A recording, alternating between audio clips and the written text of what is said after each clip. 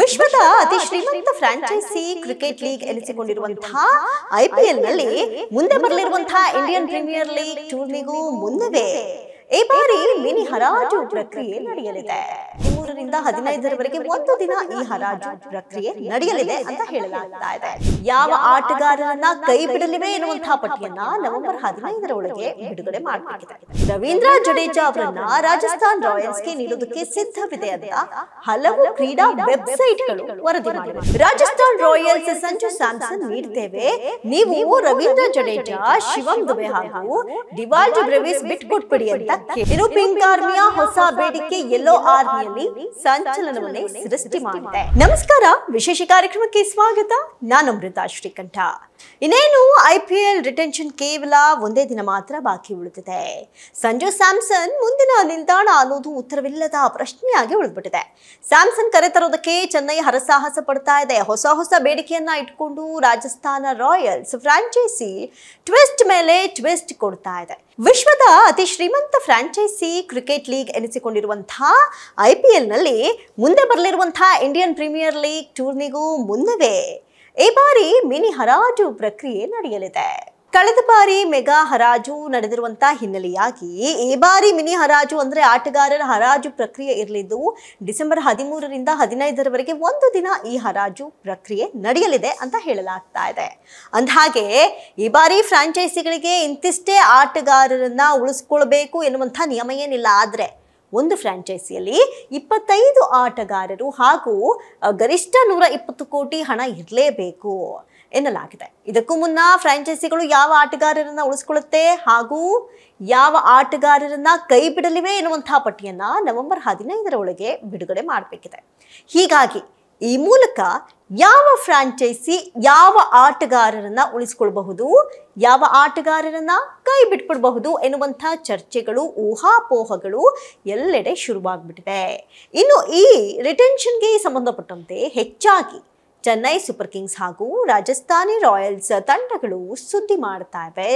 Chennai super Kings Sanju Samson ರನ್ನ ಪಡೆದುಕೊಂಡು ತಮ್ಮ ತಂಡದಿಂದ ರವೀಂದ್ರ ಜಡೇಜಾ ಅವರನ್ನ ರಾಜಸ್ಥಾನ್ ರಾಯಲ್ಸ್ಗೆ ನೀಡೋದಕ್ಕೆ ಸಿದ್ಧವಿದೆ ಅಂತ ಹಲವು ಕ್ರೀಡಾ ವೆಬ್ಸೈಟ್ಗಳು ವರದಿ ಮಾಡಿವೆ. ನೋಡಿ, ನಾವೆಲ್ಲವನ್ನ ಕೂಡ ಈ ಕ್ರೀಡಾ ವೆಬ್ಸೈಟ್ಸ್ಗಳಲ್ಲಿ ತಿಳ್ಕೊಳ್ತೀವಿ. ಆ ರೀತಿಯಾದಂತಹ ಒಂದಷ್ಟು ವಿಚಾರಗಳು, ಒಂದಷ್ಟು ಸುದ್ದಿಗಳು ಓಡಾಡ್ತಾ ಇದೆ. ಇನ್ನು ಅತ್ತ ರಾಜಸ್ಥಾನ್ ರಾಯಲ್ಸ್ ರವೀಂದ್ರ ಜಡೇಜಾ ಜೊತೆಗೆ ಇನ್ನೊಬ್ಬ ವಿದೇಶಿ ಆಟಗಾರರನ್ನ ನೀಡುವಂತೆ ಪಟ್ಟು ಹಿಡಿದಿದೆ ಅಂತ ಕೂಡ ಈ ಒಂದಷ್ಟು ವಿಚಾರಗಳಲ್ಲಿ ಗೊತ್ತಾಗ್ತಾ ಇದೆ. ಸ್ಪೋರ್ಟ್ಸ್ ವರದಿಯ ಪ್ರಕಾರ ನೋಡೋದಾದ್ರೆ ರಾಜಸ್ಥಾನ್ ರಾಯಲ್ಸ್ ಸಂಜು ಸ್ಯಾಮ್ಸನ್ ನೀಡ್ತೇವೆ, ನೀವು ರವೀಂದ್ರ ಜಡೇಜಾ, ಶಿವಂ ದುಬೆ ಹಾಗೂ ಡಿವಾಲ್ಡ್ ಬ್ರೆವಿಸ್ ಬಿಟ್ಕೊಟ್ಬಿಡಿ ಅಂತ ಕೇಳಿದೆ. ಆದ್ರೆ ಚೆನ್ನೈ ರವೀಂದ್ರ ಜಡೇಜಾ ಹಾಗೂ ಸ್ಯಾಮ್ ಕರನ್ ನೀಡ್ತೇವೆ ಎನ್ನುವಂತಹ ವಿಷಯವೂ ಕೂಡ ಪ್ರಸ್ತಾಪವಾಗ್ತಾ ಇದೆ ಅಂತ ಚೆನ್ನೈ ಹೇಳ್ಕೊಂಡಿದೆ. ಇನ್ನು ಪಿಂಕ್ ಆರ್ಮಿಯ ಹೊಸ ಬೇಡಿಕೆ ಯೆಲ್ಲೋ ಆರ್ಮಿಯಲ್ಲಿ ಸಂಚಲನವನ್ನೇ ಸೃಷ್ಟಿ ಮಾಡಿದೆ. ಸಂಜು ಸ್ಯಾಮ್ಸನ್ ಮತ್ತು ರವೀಂದ್ರ ಜಡೇಜಾ ಇಬ್ಬರ ಬೇಡಿಕೆ 18 ಕೋಟಿ ಆಗಿದೆ. ಇಬ್ಬರ ಬ್ರ್ಯಾಂಡ್ ವ್ಯಾಲ್ಯೂ ಹಾಗೂ ಜನಪ್ರಿಯತೆ ಎಲ್ಲವೂ ಬಹುತೇಕ ಮ್ಯಾಚ್ ಆಗ್ತಾ ಇದೆ. ಇದೇ ಕಾರಣಕ್ಕೆ ರಾಜಸ್ಥಾನ್ ಜಡೇಜಾಗೆ ಬೇಡಿಕೆಯನ್ನ ಇಟ್ಟಿದೆ. ಆದ್ರೆ ಜಡೇಜಾಗೆ ಸಿಎಸ್ಕೆ ಬಿಟ್ಟು ಹೋಗೋದಕ್ಕೆ ಇಷ್ಟವಿಲ್ಲ. ಈಗಾಗಲೇ ಜಡೇಜಾ ತಮ್ಮ ನಿರ್ಧಾರವನ್ನ ಫ್ರಾಂಚೈಸಿಗೆ ತಿಳಿಸಿದ್ದಾರೆ.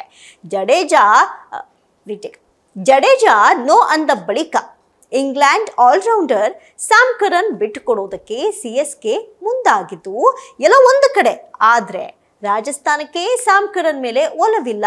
ಹೀಗಾಗಿ ಯುವ ಆಟಗಾರ ಡಿವಾಲ್ಡ್ ಬ್ರೆವಿಸ್ ಮೇಲೆ ರಾಜಸ್ಥಾನ್ ತಂಡದ ಕಣ್ಣು ಬಿದ್ದಿದೆ. ಆದರೆ ಬ್ರೆವಿಸ್ನ ಸಿಎಸ್ಕೆಗೆ ಬಿಟ್ಕೊಡೋದು ಅನುಮಾನವೇ ಆಗಿದೆ. ಸದ್ಯ ಈ ವಿಷಯವಾಗಿ ಐಪಿಎಲ್ ಅತಿ ದೊಡ್ಡ ಮಟ್ಟದಲ್ಲಿ ಸುದ್ದಿಯಲ್ಲಿದ್ದು ರಾಜಸ್ಥಾನ್ ರಾಯಲ್ಸ್ ಹಾಗೂ ಚೆನ್ನೈ ಸೂಪರ್ ಕಿಂಗ್ಸ್ ತಂಡಗಳ ನಡುವೆ ದೊಡ್ಡ ಟ್ರೆಂಡ್ ನಡೆಯಲಿದೆ ಅನ್ನೋದು ಕೂಡ ಹೇಳಲಾಗ್ತಾ ಇರುವಂತಹ ವಿಚಾರ.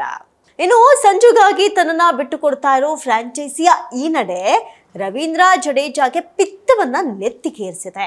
ಸುದೀರ್ಘ 13 ವರ್ಷಗಳ ಕಾಲ ತಂಡಕ್ಕಾಗಿ ದುಡಿದ ನನ್ನನ್ನ ಟ್ರೇಡ್ ಮಾಡ್ತಾ ಇರುವಂತಹ ನಿರ್ಧಾರಕ್ಕೆ ಜಡೇಜಾ ತನ್ನ ಆಪ್ತರ ಬಳಿ ಬೇಸರ ವ್ಯಕ್ತಪಡಿಸಿದ್ದಾರಂತೆ.